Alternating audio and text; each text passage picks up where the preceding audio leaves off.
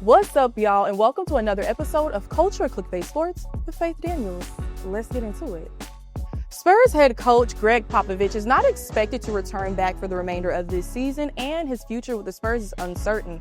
He's definitely an NBA legend and a Spurs legend, and we're sending all of our love and support as he continues to heal.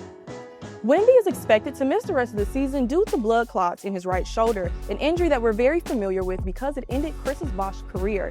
But the question is, are the Spurs tanking so they can get a top draft pick, just like they did with David Robinson to get Tim Duncan, and ultimately in 2 years, they won a championship?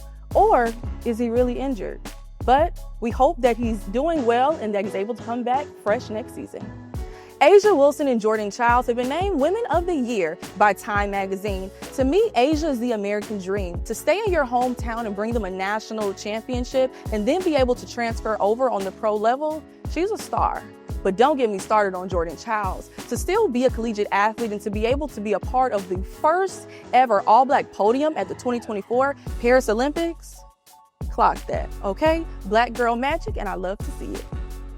Shedur Sanders has confirmed that he will not be working out at the NFL Combine this year, but he will be there for interviews, and he'll also be at NFL Pro Day at Colorado. And some people are trying to say he's ducking the smoke, but honestly, he's a top 3 draft pick. What more does he have to show y'all for y'all to know that he's too legendary? So you guys need to cut him some slack before he throws that wrist up on y'all, okay?